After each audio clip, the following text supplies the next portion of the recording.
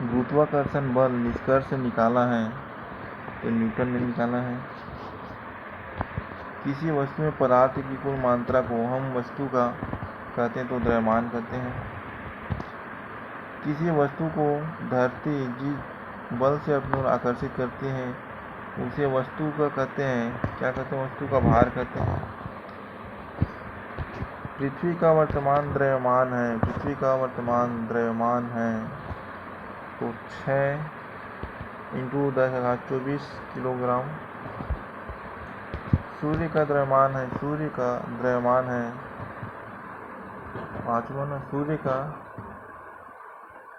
द्रव्यमान है 2 × 10⁻30 किलोग्राम। छठवां प्रश्न है, पृथ्वी की त्रिज्या है, पृथ्वी की त्रिज्या है तो 6.4 × 10⁻6 मीटर।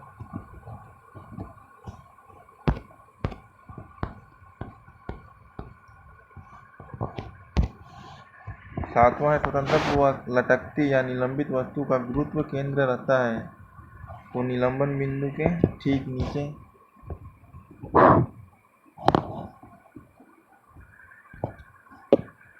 एमकेएस पद्धति में कार्य का मात्रक है तो जूल है एमकेएस पद्धति में।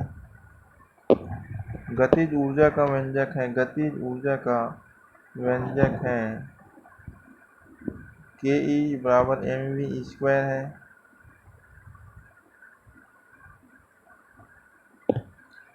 बल द्वारा वस्तु पर किया गया कार्य होता है, बल द्वारा वस्तु पर किया गया कार्य होता है तो ऋणात्मक होता है।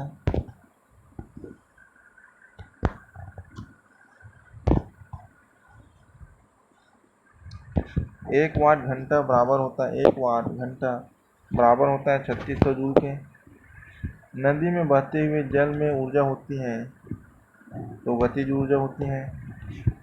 यदि बल लगाने पर वस्तु का विस्थापन नहीं होता तब कार्य का मान होगा तो 0 होगा। स्थितिज ऊर्जा का व्यंजक है, स्थितिज ऊर्जा का व्यंजक है U = m × g × h। आठवां है, एक वस्तु का द्रव्यमान 10 किलोग्राम है तथा वेग 8 मीटर प्रति सेकेंड है, इसकी गतिज ऊर्जा होगी तो 332 जूल। चाबी भरी कमानी में संचित होती है, संचित ऊर्जा है तो कौन सी ऊर्जा है चाबी भरी कमानी में, तो स्थितिज ऊर्जा है। ऊर्जा का मात्रक है, ऊर्जा का मात्रक है किलोवाट घंटा से नापा जाता है ऊर्जा को।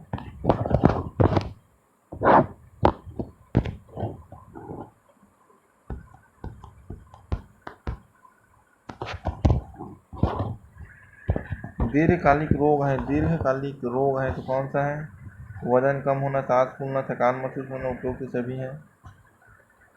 संक्रामक रोग के कारक नहीं है, संक्रामक रोग के कारक नहीं है तो मलेरिया नहीं है। वायु के माध्यम से फैलने वाला रोग है, वायु के माध्यम से फैलने वाला रोग है तो न्यूमोनिया है।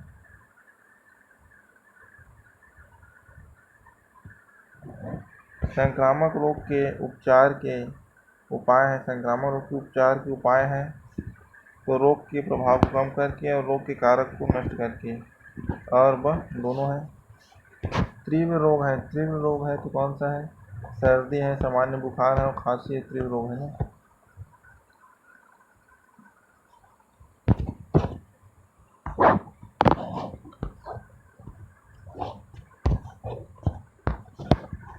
ध्वनि तरंगे होती हैं, ध्वनि तरंगे होती हैं तो ध्वनि तरंगे अनुदैर्ध्य है, प्रकाश अनुप्रस्थ है, ध्वनि अनुदैर्ध्य यांत्रिक तरंग है। वायु में ध्वनि का संचरण होता है, वायु में ध्वनि का संचरण होता है संपीड़न और विलयन के माध्यम से। प्राथर्व्य ध्वनि की सीमा है, प्राथर्व्य ध्वनि की सीमा है तो 20,000 कंपन प्रति सेकेंड से अधिक।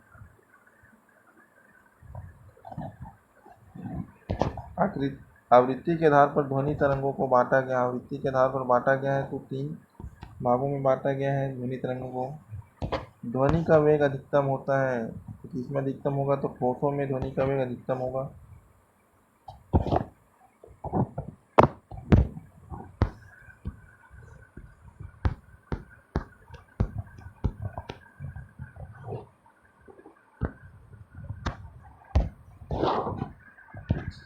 आग के ट्यूमर की स्थिति ज्ञात करने के लिए हेतु उपयोग में लाया जाता है।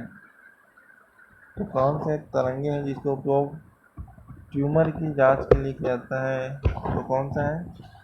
पराश्रव्य तरंगे हैं। अलग अलग माध्यमों में ध्वनि का वेग होता है, तो भिन्न भिन्न माध्यम में भिन्न भिन्न वेग होगा। वायु में ध्वनि तरंग की चाल लगभग होती है तो 332 मीटर प्रति सेकेंड। तरंग में श्रृंग एवं गर्त का निर्माण निम्न में से किसमें होता है? श्रृंग और गर्त का निर्माण किसमें होता है? तो अनुप्रस्थ तरंगे में, प्रकाश तरंगों में होता है ना। आवर्तकाल और आवृत्ति का गुणनफल सदैव होता है, तो 1 होता है। जल में उत्पन्न तरंगे होती हैं, तो अनुप्रस्थ तरंगे हैं। आवृत्ति का मात्रक, आवृत्ति को किसे मापा जाता है? तो कंपन प्रति सेकेंड, 12वां ना, हर्ट्ज। आवृत्ति का मात्रक हर्ट्ज है, कंपन प्रति सेकेंड। कोई कंपनशील वस्तु एक पूरा कंपन करने में जितना समय लेती है वह उसका कहलाता है, तो क्या कहलाता है? आवर्तकाल है। आवर्त गति का उदाहरण नहीं है, तो सरल लोलक की गति आवर्त गति का उदाहरण नहीं है।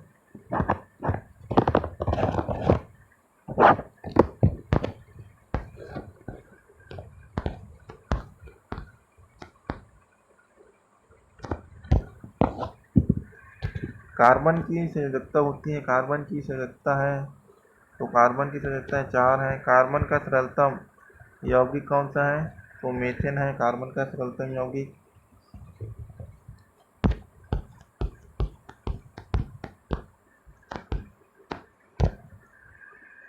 एल्केन का सामान्य सूत्र है, CnH2n+2। एल्केन का सामान्य सूत्र है ना, याद रखिए। एथेन का क्वथनांक होता है, -89। एथाइन की संघनित संरचना है, तो कौन सा है? H double bond CH। एल्केनों के सभी कार्बन परमाणुओं के मध्य बंध पाया जाता है, कौन सा बंध पाया जाता है? तो एकल बंध पाया जाता है। मार्स गैस कहते हैं, तो मीथेन को कहा जाता है मार्स गैस। असंतृप्त हाइड्रोकार्बन में होता है, तो द्विबंध और त्रिबंध होता है असंतृप्त हाइड्रोकार्बन में। एल्कीन का सामान्य सूत्र है, CnH2n। निम्न में से असंतृप्त हाइड्रोकार्बन है, तो एथाइन है, प्रोपाइन और ब्यूटाइन, ये सभी हैं उपरोक्त सभी।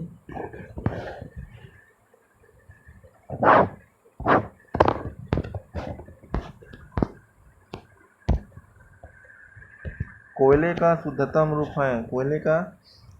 रूप है, तो एंथ्रेसाइट कोयला है। कोल गैस निम्न गैसों का मिश्रण है, किसका मिश्रण है? तो हाइड्रोजन है, उसमें मीथेन है, कार्बन मोनोऑक्साइड है, उपरोक्त सभी का मिश्रण है। भूरे रंग का मुलायम कोयला होता है, तो लिग्नाइट कोयला है, भूरा कोयला लिग्नाइट है। पेट्रोलियम मोम निम्न प्रभाज के अंतर्गत आते हैं, तो किसके अंतर्गत आते हैं? तो पेट्रोल के अंतर्गत आते हैं।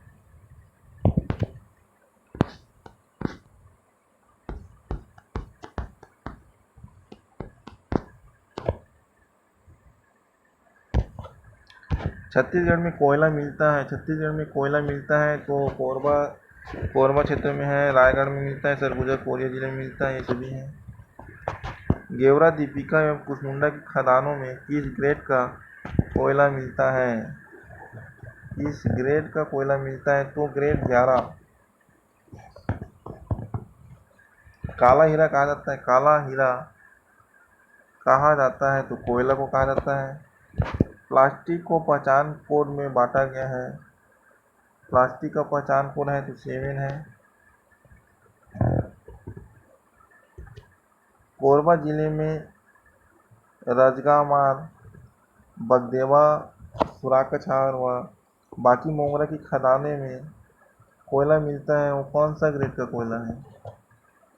तो G4 और G5 ग्रेड का कोयला है। पीईटी से निर्मित वस्तु की पहचान कोड क्या है? तो 1 है।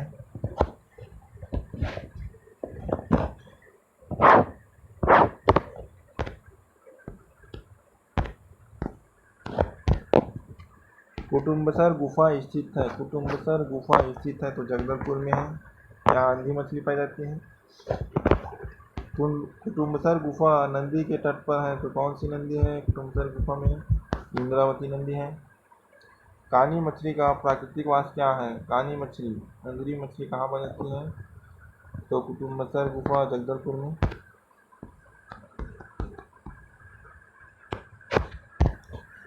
ब्राह्मणी डक पक्षी हैं। ब्राह्मणी डक पक्षी हैं तो प्रवासी पक्षी हैं। जैविक घटक है। जैविक घटक है तो मनुष्य है जैविक घटक इनमें से।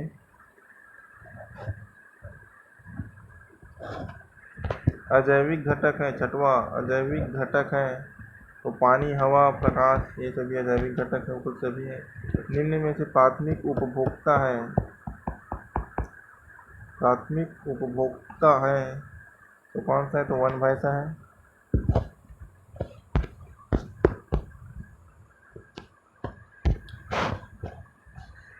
जय अनिम्नीकृत कचरा है। जय अनिम्नीकृत कचरा है तो पॉलीथीन है। जैव निम्नीकृत कचरा है। निम्नीकृत कचरा है तो गत्ता है। गत्ता। 1994 में गुजरात के किस शहर में रोग फैला था? तो सूरत में फैला था। सूरत शहर में रोग फैला था तो कौन सा रोग था सूरत शहर में फैलने वाला रोग था? तो प्लेग फैला था। प्लेग। संक्रमित जीवाणु के वाहक होते हैं। संक्रमित जीवाणु के वाहक होते हैं तो चूहे होते हैं। जैविक खाद में पोषक तत्व पाए जाते हैं। जैविक खाद में पोषक तत्व पाए जाते हैं तो नाइट्रोजन है, फास्फोरस है, पोटेशियम, उपयुक्त सभी है।